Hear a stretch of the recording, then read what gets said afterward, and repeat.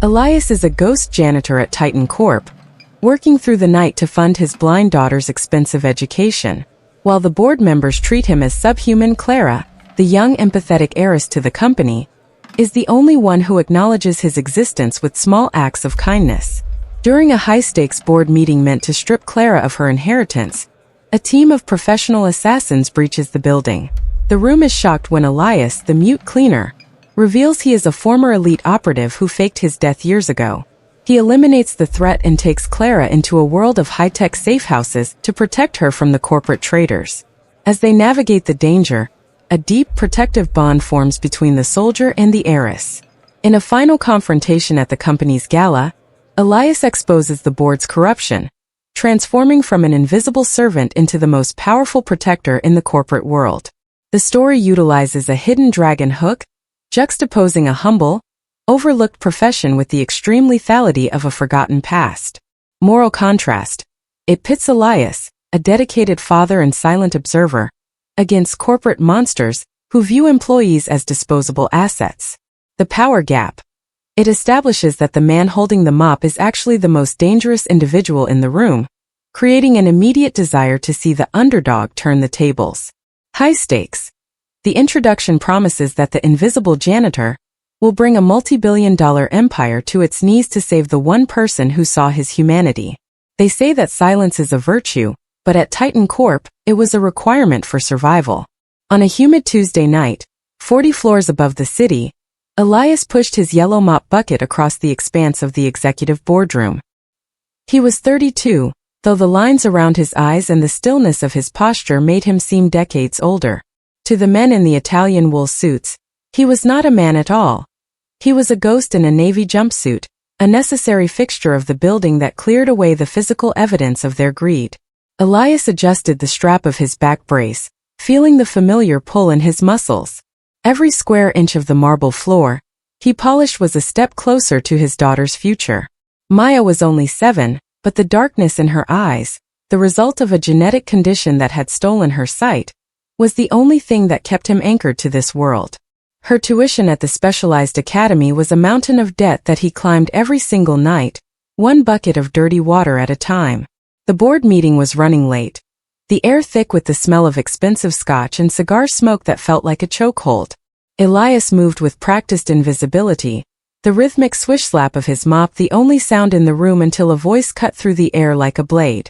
"Watch it, you bumbling idiot!" snorted Marcus Thorne, the vice president of acquisitions, as Elias maneuvered near his mahogany desk. Thorne intentionally tipped his glass, sending a stream of amber liquid across the floor Elias had just finished buffing. "You missed a spot. Get on your knees and fix it." The room erupted in a low, cruel chuckle. Elias didn't look up. He didn't let the fire in his veins reach his face. He simply knelt, his joints popping, and began to wipe the spill with a rag. He was a ghost, and ghosts don't feel humiliation, they only endure. He focused on the image of Maya's face, her laughter the only light in the quiet apartment they shared in the city's outskirts. "He's mute, Marcus, not deaf," came a soft, sharp voice from the head of the table.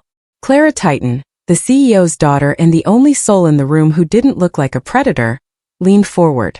She didn't look at Thorne. She looked directly at Elias. "Leave him alone. He works harder than anyone in this building." Thorne rolled his eyes, but he fell silent. No one argued with the Titan heiress, even if they were secretly planning to strip her of her power. As Elias stood up, he caught Clara's gaze for a fleeting second. There was no pity in her eyes, only a rare, piercing recognition of his humanity. She didn't know that the man holding the mop was a weapon hidden in plain sight, or that the ghost of the 40th floor was the only person in the room who truly knew how to survive the storm that was about to break. He returned to his bucket, his back to the room, but his ears remained sharp. Behind him, the titans of industry returned to their whispers of betrayal, unaware that the countdown to their destruction had already begun. The meeting eventually broke, leaving the 40th floor in a state of hollow silence that smelled of stale tobacco and expensive failure. Elias was in the corridor, his shadow stretching long against the glass walls as he buffed the scuff marks left by Marcus Thorne's polished Oxfords. His mind was already miles away, calculating the cost of Maya's next braille reader, when the soft click of heels announced Clara Titan's arrival. She didn't pass him by like the others, who treated him as a mere obstacle to the elevator. Instead, she stopped, holding out a steaming paper cup from the high-end cafe on the ground floor. "It's black, no sugar," she said, her voice lacking the condescension that usually dripped from the elite. "I've noticed that's how you take it when you think no one is looking." Elias paused, his hands tightening around the handle of his mop. He didn't speak, he couldn't, but his obsidian eyes met hers with a weight that made Clara catch her breath. He took the cup, the warmth of the paper a stark contrast to the clinical chill of the building. "I'm sorry about Marcus," Clara continued, leaning against the glass as she watched the city lights flicker below. "He thinks power is the ability to make others feel small. He doesn't realize that the people who keep the world running are the ones he ignores." As if on cue, the heavy oak doors of the executive suite swung open, and Thorne stepped out, his face flushed from the scotch. He stopped when he saw Clara talking to the ghost. "Still wasting your breath on the help, Clara?" he sneered, his eyes darting to the coffee cup in Elias's hand. "He's a tool, not a confidant. Move, janitor. You're blocking the path." Thorne stepped forward, reaching out to shove Elias aside with the same casual cruelty he had shown earlier. But Clara moved faster. She stepped between them, her chin lifted in a gesture of defiance that mirrored Noelle's stand at the St. Regis.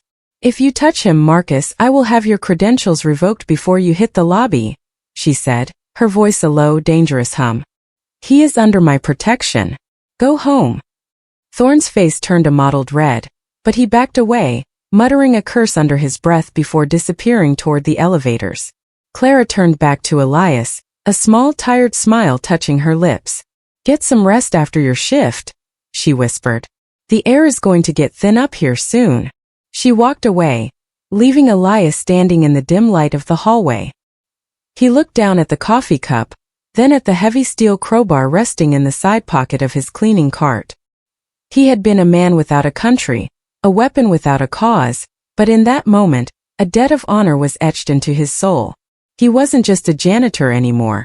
He was a guardian. He tightened his grip on the cold steel of the crowbar, his eyes narrowing as he scanned the shadows of the floor. The corporate monsters thought they were in control, but they had no idea that the man with the mop was now the most dangerous liability in the building. The clock on the boardroom wall flickered to 12 a.m., the red digital numbers casting a crimson glow over the faces of the remaining directors. The air conditioning hummed with clinical indifference as Marcus Thorne leaned back, his fingers steepled with the arrogance of a man who believed the world was his for the taking. Across from him, Clara Titan was reviewing the final merger documents, unaware that the ink was already being replaced by blood. The silence of the midnight hour was not broken by a bang, but by a chilling systematic click. One by one, the heavy electromagnetic locks on the executive suite engaged, the heavy thud of the steel bolts echoing through the room like a gavel. The lights flickered, then plunged the floor into a suffocating darkness, before the emergency red lights kicked in, bathing the monsters in a hue of warning. "What is the meaning of this?" Thorne snapped, his voice cracking as he reached for the intercom. There was no dial tone, only the hollow hiss of a dead line. He turned to the massive floor-to-ceiling windows, expecting to see the comforting pulse of the city, but the heavy security shutters, installed for executive protection, were sliding down with a finality that shook the chandeliers. The 40th floor was no longer an office, it was a tomb. "The elevators are locked out," one of the board members whispered, staring at the digital display that showed a skull and crossbones override symbol. "The cellular signal is jammed. We're cut off." From the service corridor, the sound of boots on marble began. A heavy rhythmic pace that suggested predators who didn't need to hurry because their prey had nowhere to run. A group of men in tactical gear, faces obscured by matte black balaclavas, emerged from the shadows of the lobby. They moved with military precision, their submachine guns held at low ready, scanning the room for targets. Clara stood up, her lip quivering but her eyes remaining fixed on the lead mercenary. "Who sent you?" she demanded, her voice echoing the defiance she had shown earlier. The lead assassin didn't answer. He simply raised his weapon, the laser sight a tiny lethal red that settled directly on her chest. Thorne scrambled backward, his scotch glass shattering against the floor, a sound that echoed the earlier crash of crystal at the St. Regis. The board realized with a sickening visceral terror that they were trapped in a cage of their own making. They looked toward the shadows hoping for a miracle, but all they saw was the invisible navy jumpsuit of the janitor's cart parked near the service entrance. They had spent years ignoring the ghost in the hallways, treating the man with the mop as furniture. They didn't see the dark, obsidian eyes watching from the darkened kitchen, or the way Elias's hand was already tightening around the cold steel of the crowbar. The red alert had been triggered, and while the board saw the end of their lives, Elias saw a debt that was finally ready to be paid in full.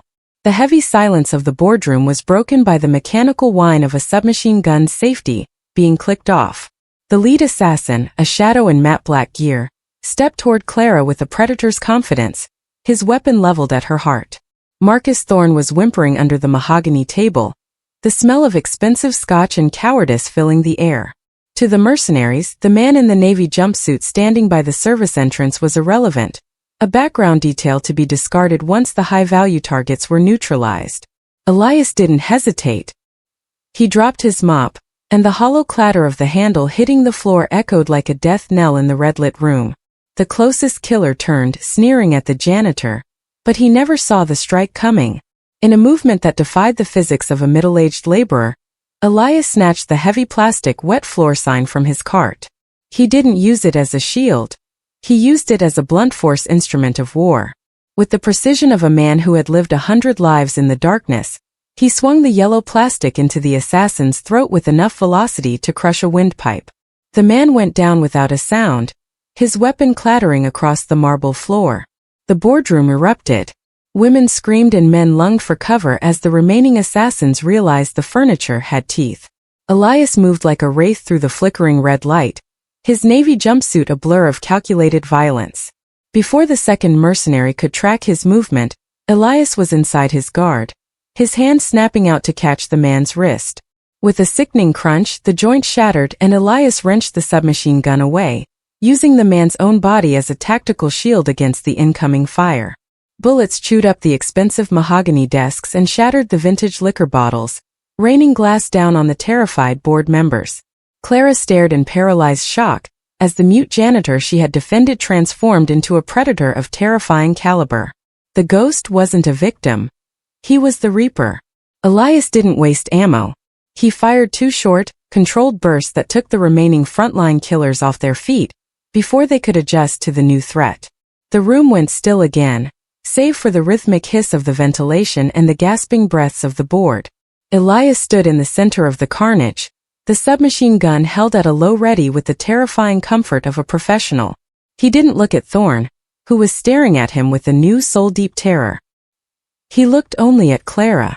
His obsidian eyes, usually so blank and hollow, were now burning with an intensity that promised a world of pain for anyone who tried to touch her.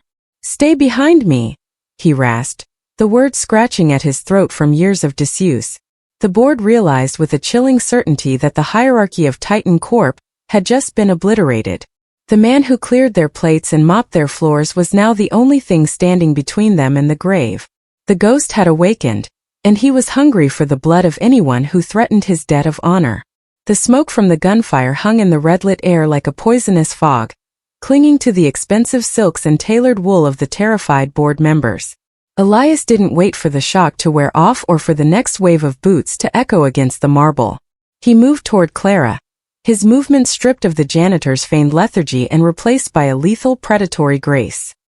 He grabbed her hand, his grip was calloused and firm, and pulled her toward the service corridor before she could find her voice. "The elevators are a kill box," Elias rasped, the sound of his voice like stones grinding together after years of silence. "They've locked the stairwells from the outside.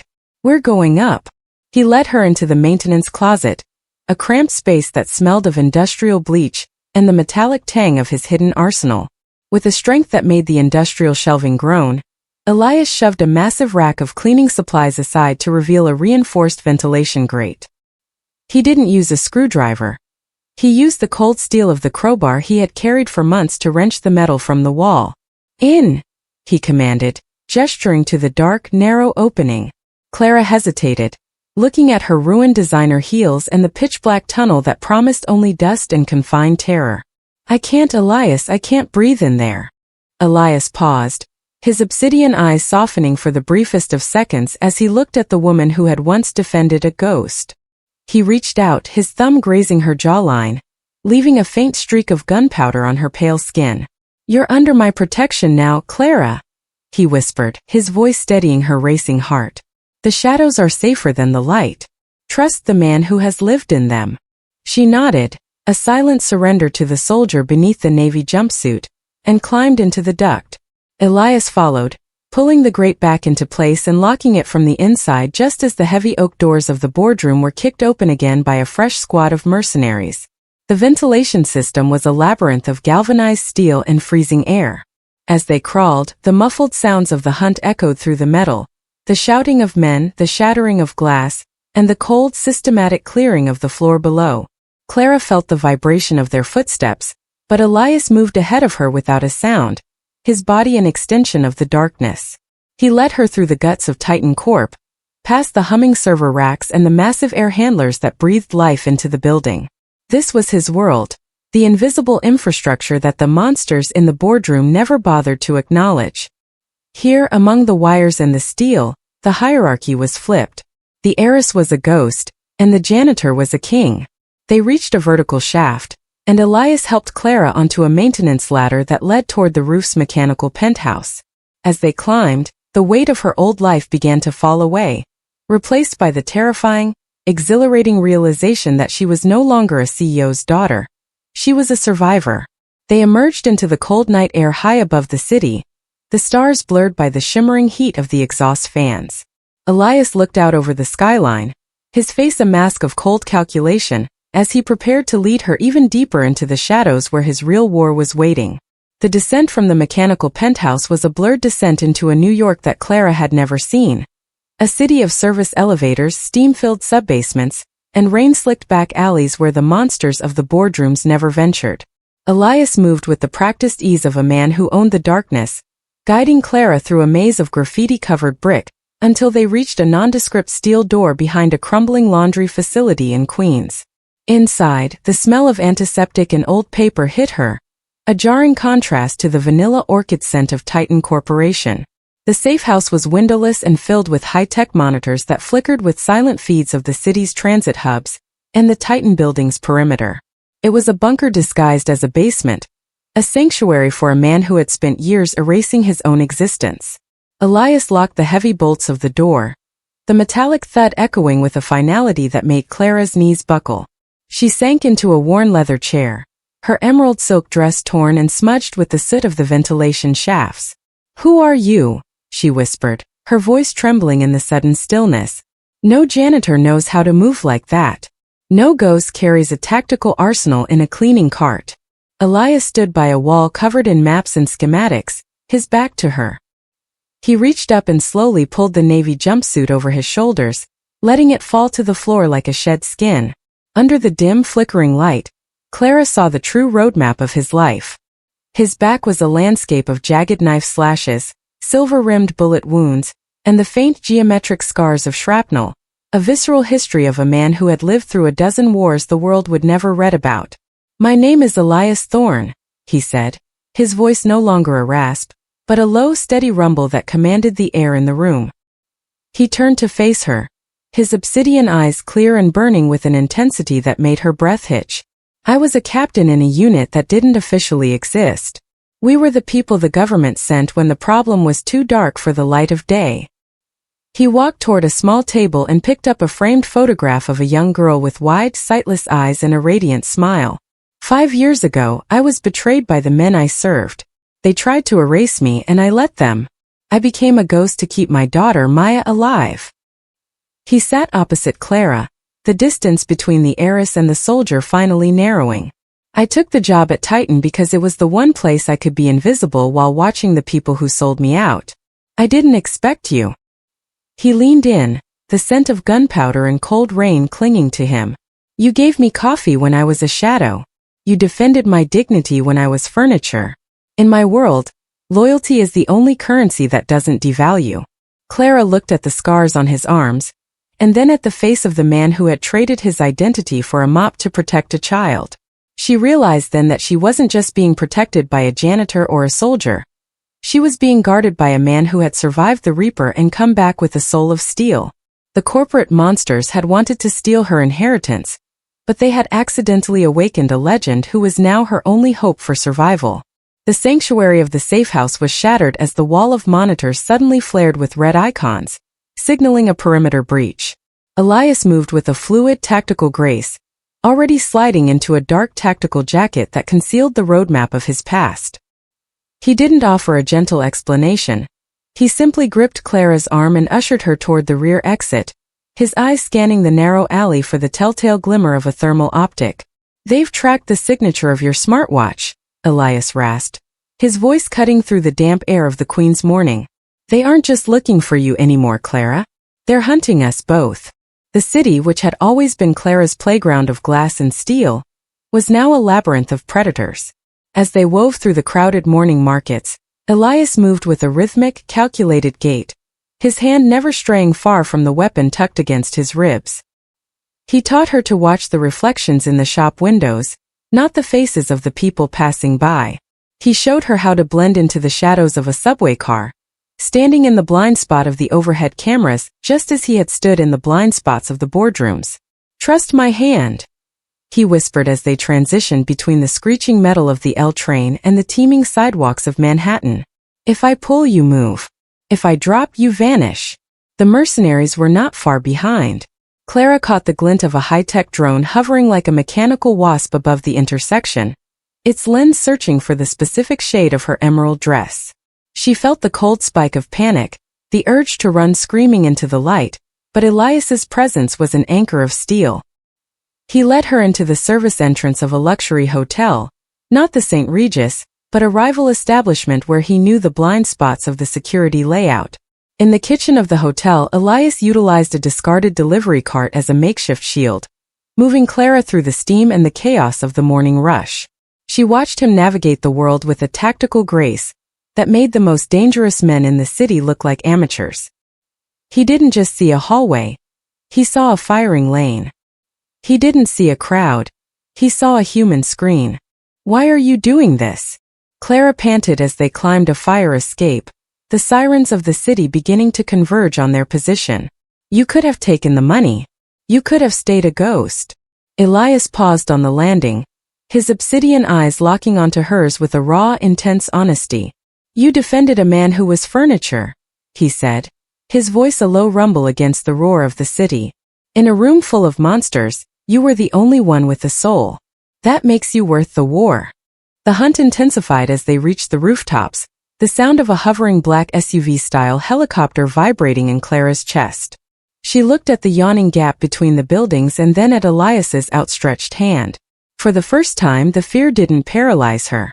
She took his hand, choosing the danger of the soldier over the safety of the corporate cage, as they leaped together into the unknown. Rain lashed against the windows of the abandoned warehouse where Elias and Clara had sought temporary refuge. The air was cold, smelling of rust and old oil, but Elias's focus was entirely on the high-tech tablet he had salvaged from one of the downed mercenaries. His fingers flew across the screen, bypassing encrypted firewalls with a systematic, lethal efficiency. Clara watched him, realizing that the ghost she had defended at Titan Corp was unraveling a conspiracy far deeper than a simple corporate takeover. "They knew exactly where your safe house was." "Noelle," now Clara whispered, her voice echoing the tension of their journey into the shadows. "That wasn't a lucky guess. That was a direct leak." Elias didn't answer immediately. He was staring at a string of digital signatures, a unique code used to authorize the Iron Bastion's tactical movements. He saw a recurring encrypted tag, Asset 4. It was the same tag he had seen in the classified files that had led to his own betrayal and death years ago. The realization hit him with the force of a physical blow. His past life as a soldier and this corporate coup were not separate events.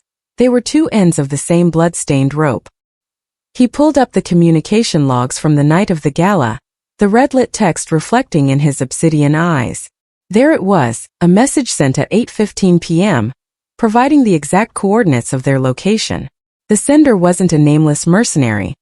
It was an internal FYI from a personal legal portfolio. "It's Arthur Pennington," Elias rasped, the name sounding like a curse in the silent warehouse.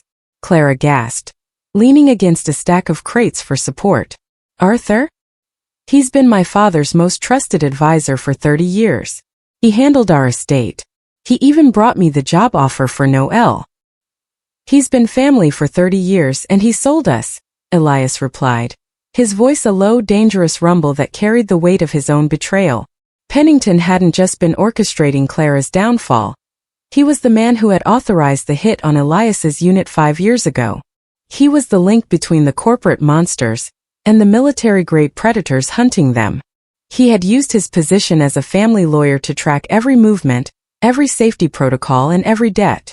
The traitor's signature was all over the digital trail, a cold calculation that viewed loyalty as a commendable trait until it became a liability. Pennington thought Elias was just a mute janitor, a ghost who had forgotten how to haunt. He thought caring for Clara had made the Reaper weak, but he had made a fatal mistake. Elias stood up, his tactical jacket hiding the roadmap of scars that Pennington had indirectly carved into his skin. The soldier wasn't just defending a debt of honor anymore. He was hunting the man who had stolen his life. He looked at Clara, his eyes burning with an intensity that promised a world of fire for the traitor. "We tell him you're hiding at the hospital," Elias commanded, his plan taking shape with military precision. "That's how we draw the snake out of the grass."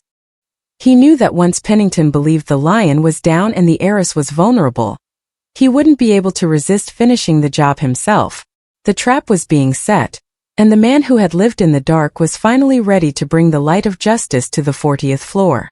The storm over Manhattan had reached its peak, rain lashing against the glass monolith of Titan Corp like a rhythmic, violent warning. Below, the city was oblivious to the war occurring 40 floors above, but inside the mechanical bowels of the building, Elias moved with a lethality that the ghost janitor had never dared to show. He was no longer pushing a mop. He was a precision instrument of retribution, guiding Clara through the service corridors he had memorized over years of invisible labor. "They've locked every digital door," Clara whispered, her breath hitching as they reached the heavy titanium-reinforced entrance of the master server room. "Not even my biometrics will work now. Pennington has scrubbed us from the system." Elias didn't answer. He stepped toward a small, nondescript keypad tucked behind a stack of industrial cleaning supplies, the janitor's closet, that the elite board members passed every day without a second glance. It was a relic of the building's original security architecture, a backdoor access point designed for emergency maintenance that Pennington had overlooked in his rush for power. Elias reached into his tactical vest and pulled out a worn black metal card with gold embossing, a piece of his past life he had kept hidden for 5 years. He didn't use a birthday or a simple sequence for the passcode. Instead, he typed in the date of the charity gala, the night he had first met the only person in this building who saw him as a human being. The keypad chirped a soft, melodic green, and the heavy doors hissed open. The server room was a landscape of humming black towers and blinking blue lights, the temperature dropping 20 degrees in an instant. Elias moved with a tactical grace, his fingers flying across a master console as he accessed the core of the Titan network. He wasn't just looking for corporate records. He was hunting the digital fingerprints of a traitor. "There," Elias rasped, his voice a low, dangerous rumble that carried the weight of 1,000 secrets. The outgoing messages to Asset 4. They weren't coming from an anonymous burner.